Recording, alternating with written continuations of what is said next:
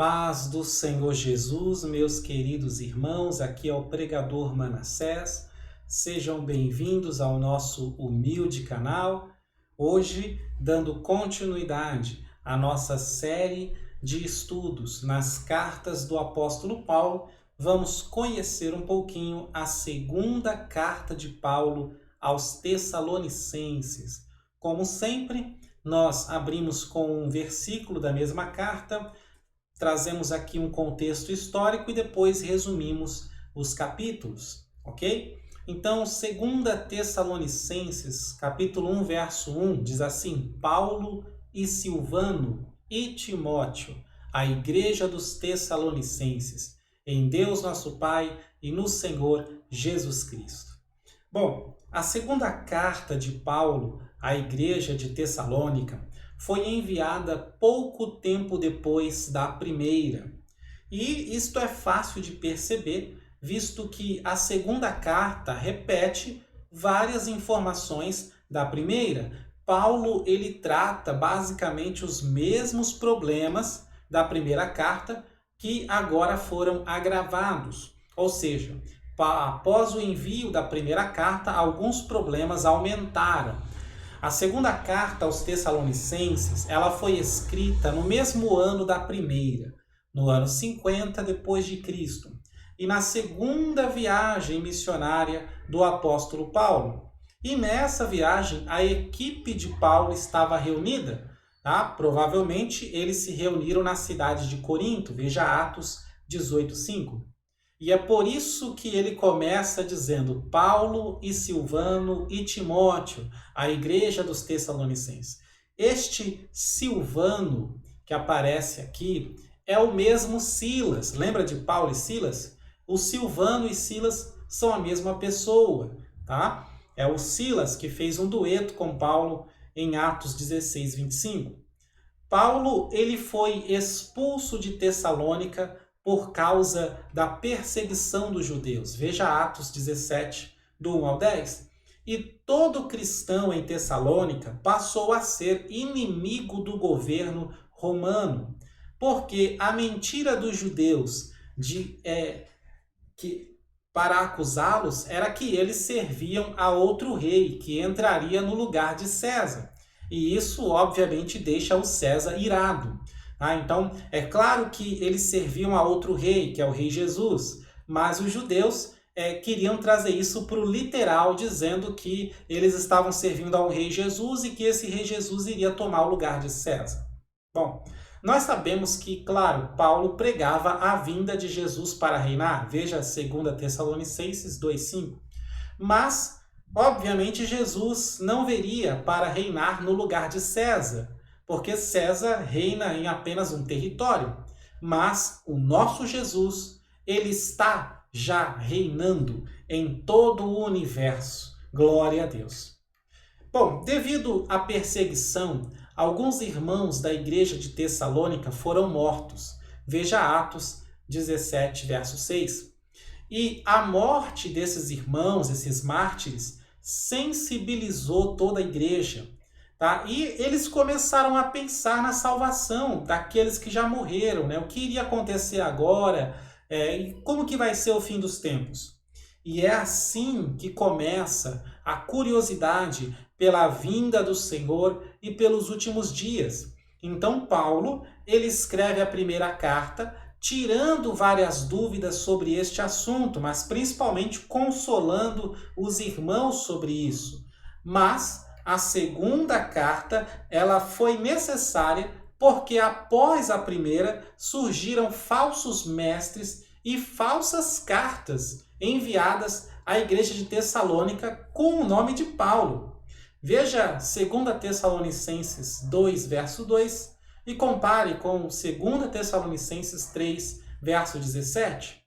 Tá? E esses falsos mestres e com as suas cartas falsas no nome de Paulo, eles diziam o seguinte: olha, Jesus já veio, aí vocês perderam a chance. Isso é assustador, né? Isso é desesperador para qualquer cristão que aguarda a vinda de Cristo. E eles diziam que Jesus já veio com o objetivo de desviar os irmãos da fé, fazendo-os voltar à antiga vida. Aquela história, Jesus já veio, você perdeu a chance, não adianta mais você estar servindo ao que agora? Por que você está se esforçando ainda? Não, volta para a sua vida antiga. E com esse acontecimento, nós aprendemos uma coisa importante. Assim como o inimigo tentou se passar pelo apóstolo Paulo usando cartas falsas para escandalizar a igreja, assim também ele faz hoje, tá? Através principalmente da internet. Por exemplo, saiu uma notícia um tempo atrás de que um pastor cometeu suicídio. E aí, irmão, de repente, pouco tempo depois, a internet ficou cheia de notícias de vários pastores cometendo suicídio. Parece que a igreja ia acabar, né? Todos os pastores se matando. É claro que tem uns casos reais, mas a maioria são falsos, são mentirosos. Ou seja, fazem isso para escandalizar a igreja do Deus vivo, mas você abra sua mente. Tá? Outro exemplo muito comum hoje em dia, né? Também saiu uma notícia um tempo atrás de que um pastor caiu em adultério e isso viralizou na internet. Tá? E depois disso, a internet mudou. Hoje ela está cheia de falsos pastores envolvidos em todo tipo de pecado imoral. Tá? Não pesquise, mas se você fosse pesquisar, você vai encontrar várias notícias de pastores caindo em adultério, em fornicação e não sei o que, entendeu? Mas entenda, uma grande maioria é falso, tá? É notícia falsa, ok? Para alguém ter audiência, tá bom? São pastores falsos, pegam pessoas que nunca foram pastores e criam lá, colocam ele de terno, uma Bíblia e cria lá uma notícia ao redor dizendo que fez tal coisa, tá? Isso daí, na maioria, são falsos para escandalizar a igreja do Deus vivo, tá bom? Então, não caia nessas coisas, sem provas, né? Plausíveis. Bom, vamos lá. A segunda carta de Paulo aos Tessalonicenses, ela possui apenas 3 capítulos, tá? Um assunto em cada capítulo, 3 capítulos, 3 assuntos. No capítulo 1, Paulo, ele elogia novamente a fé dos irmãos. Ele elogia o crescimento da igreja, mesmo em meio a tantas perseguições. Paulo, ele consola os irmãos dizendo que nas perseguições e tribulações nós somos participantes do reino de Deus. Veja, 2 Tessalonicenses, capítulo 1, versos 4 e 5. E ele termina orando pelos irmãos para que Cristo seja glorificado neles. No capítulo 2, Paulo fala um pouco mais do fim dos tempos, mas não como quem deseja dar detalhes, e sim como quem deseja consolar, confortar e animar os irmãos. A narrativa do texto deixa claro que a intenção de Paulo não é trazer ali um descritivo detalhado, ele fala por cima, porque o que ele quer realmente é que os irmãos fiquem em paz. E ele deixa claro que o dia do Senhor não chegou e não irá chegar sem que primeiro venha a apostasia e seja revelado o homem da iniquidade. Veja 2 Tessalonicenses 2:3. E isto nós iremos estudar, né, numa próxima mensagem, essa questão da segunda vinda do Senhor Jesus. Aliás, já temos um estudo sobre isso no nosso site. Ok? Acessa lá pregadormanassés.com, você pode pesquisar Segunda Vinda de Cristo e você vai encontrar o nosso estudo detalhando o capítulo 2 de 2 Tessalonicenses. Bom, Paulo ele diz que nós não precisamos temer, pois o Senhor Jesus irá destruir o homem da iniquidade facilmente, apenas pelo sopro da sua boca. No capítulo 3, Paulo ele pede orações e trata com seriedade o problema dos que não querem trabalhar. E existiam 2 situações acontecendo na igreja dos Tessalonicenses sobre os irmãos que não querem trabalhar. A primeira eram irmãos que esperavam a vinda do Senhor já na semana que vem, no mês que vem. Então, eles deixavam de trabalhar, porque Jesus vai vir a qualquer momento, né? E deixando de trabalhar, eles acabavam sendo sustentados pela igreja ou por parentes familiares, sendo um peso para a igreja ou para a sua família. A segunda situação, que acontecia eram irmãos que não tinham um trabalho lícito. Ou seja, existiam naquela época os chamados patronos, que eram pessoas ricas que contratavam criados temporários, freelancer, né, para fazerem vários favores e pagavam eles com esmolas aleatórias e não com o salário habitual. Então, alguns irmãos acabavam se tornando criados desses patronos e vivendo de esmola, trazendo para os dias de hoje, seriam essas pessoas que ficam fazendo bico.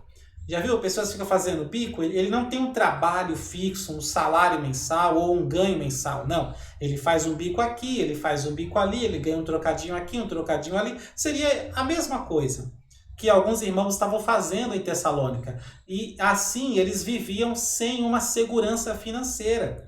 E sem segurança financeira, eles acabavam precisando da ajuda da igreja uma vez ou outra.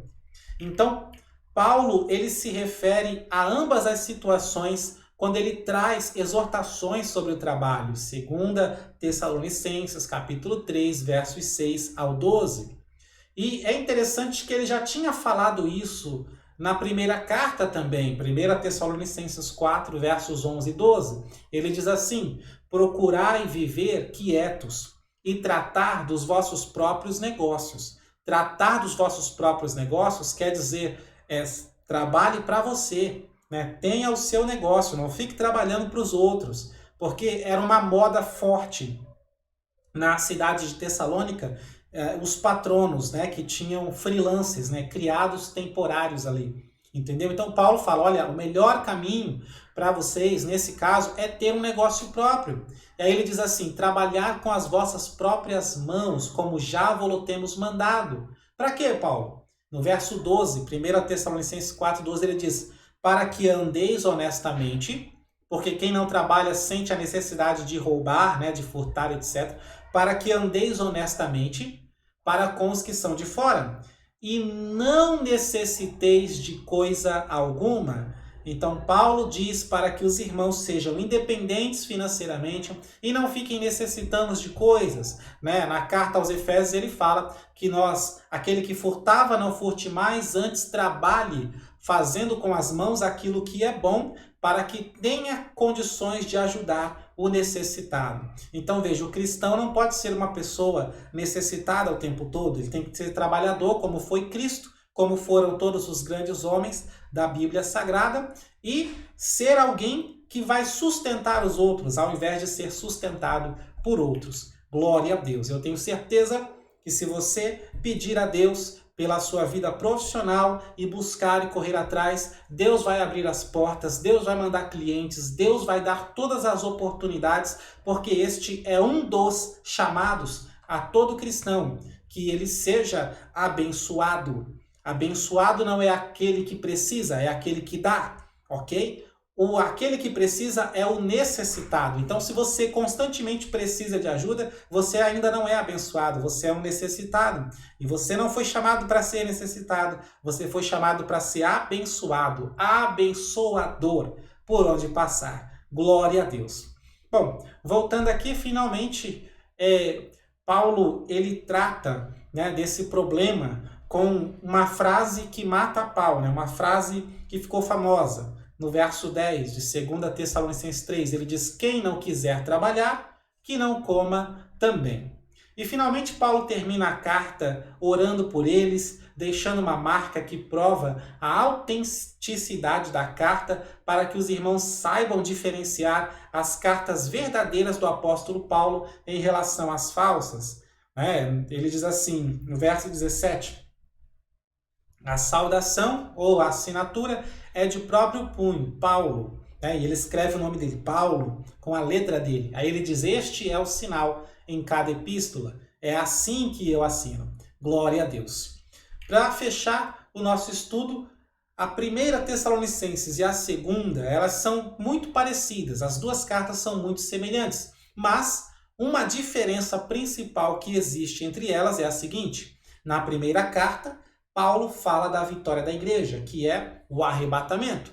E na segunda carta, Paulo fala da vitória de Cristo, que é a segunda vinda, a batalha do Armagedon, contra o anticristo. Glória a Deus. Amém?